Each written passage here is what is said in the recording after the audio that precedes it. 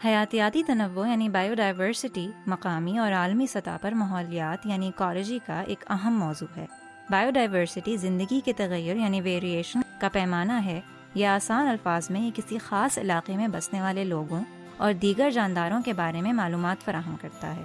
عام طور پر سائنسدان جنسی یعنی جینیٹک انواع یعنی اسپیشیز اور ماحولیاتی نظام یعنی ایکو سسٹم کی بنیاد پر بائیو ڈائیورسٹی کی پیمائش کرتے ہیں۔ مثال کے طور پر اگر ہم عالمی سطح پر بھونروں یعنی بیٹلز کی بائیو ڈائیورسٹی جاننا چاہیں تو ہمیں یہ پتہ چلے گا کہ زمین پر بیٹلز کی 3,50,000 سے زائد اسپیشیز پائی جاتی ہیں۔ تاہم اگر ہم علاقائی سطح پر دیکھیں تو ہمیں تقریباً صرف 10 یا 20 اسپیشیز ملیں گی۔ اس فرق کی وجہ یہ ہے کہ محل وقوع، مسکن یعنی ہیبیٹیٹ اور اسپیشیز کے لحاظ سے بائیو ڈائیورسٹی بدلتی ہے۔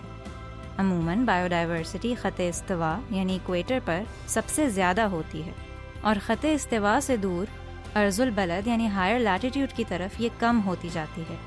یہ جاننے کے بعد کیا آپ بتا سکتے ہیں کہ سب سے کم بائیو ڈائیورسٹی کس جگہ پر پائے جانے والے ہیبیٹیٹس میں ہوگی؟ ویڈیو کو کچھ دیر روک کر سوچیں۔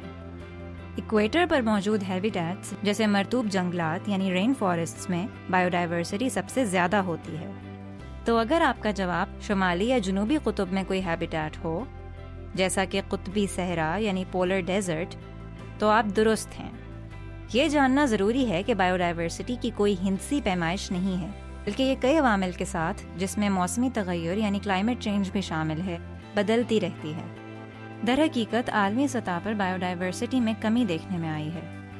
ماضی میں بائیو ڈائیورسٹی میں خاطر خواہ کمی آئی ہے، اور اب تک اسپیشیز کے ناپید یعنی ایکسٹنکٹ ہونے کے 5 بڑے واقعے رونما ہو چکے ہیں۔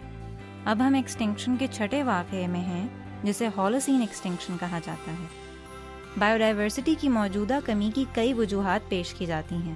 ان میں سے کچھ وجوہات انسان کی پیدا کی گئی یعنی اینتھروپوجینک ہیں۔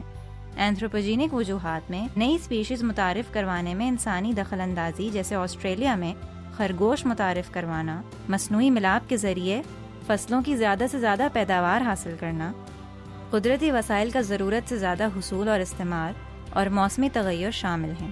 اگرچہ انسان ایکسٹنکشن کی موجودہ صورتحال کا مکمل ذمہ دار نہیں ہے، لیکن اس بات کے کافی شواہد ہیں کہ انسانی سرگرمیاں کورائرز کو وسیع پیمانے پر متاثر کر رہی ہیں، اور ان کی وجہ سے کئی اہم اسپیشیز ناپید ہو چکی ہیں۔ بائیو ڈائیورسٹی کی کمی سے ہمارے معاشرے پر کافی تباہ کن اثرات ہو سکتے ہیں، اور نتیجتاً فصلوں کا خاتمہ بھی ہو سکتا ہے۔ مثال کے طور پر شہد کی مکھیاں تیزی سے کم ہو رہی ہیں۔ یہ بہت سے پودوں میں، جن میں فصلیں بھی شامل ہیں، زیرگی یعنی پولینیشن کے لیے بہت اہم ہیں۔ ہم کئی طریقوں سے بائیو ڈائیورسٹی کی کمی کو روک سکتے ہیں، بلکہ ہم اسے بڑھا بھی سکتے ہیں۔ ان طریقوں میں شامل ہیں اپنی زمین کا بہتر استعمال، ایک سے زیادہ قسم کی فصلیں کاشت کرنا، اور ان پودوں کی بھی جن سے حشرات کی ڈائیورسٹی بڑھے، اور ایسے شہروں کی تعمیر جہاں دیگر جانداروں کے لیے بھی جگہ ہو۔ ہمیں اس معاملے میں صرف دیہی علاقوں پر ہی توجہ نہیں دینی چاہیے، بلکہ شہری علاقوں میں بھی کام کرنے کی ضرورت ہے۔ بائیو ڈائیورسٹی کو بڑھانے سے ماحول اپنا توازن برقرار رکھ سکتا ہے اور موسمی تغیر کے اثرات کا مقابلہ کر سکتا ہے۔ ایک مضبوط اور توانا ایکو سسٹم کسی تباہی یا سانحے کا مقابلہ کرنے اور اس کے بعد بحال ہونے کی بھرپور صلاحیت رکھتا ہے۔ بائیو ڈائیورسٹی ایک اہم موضوع ہے جس کے ہم سب کی زندگی پر اثرات پڑتے ہیں۔ عالمی سماج کے طور پر ہمیں بائیو ڈائیورسٹی کو بچانے کے لیے علاقائی اور عالمی سطح پر اقدامات کرنے کی ضرورت ہے۔ یہ کچھ ایسی سہولیات ہیں جو ایک بائیو ڈائیورس ماحول ہمیں مفت میں فراہم کرتا ہے۔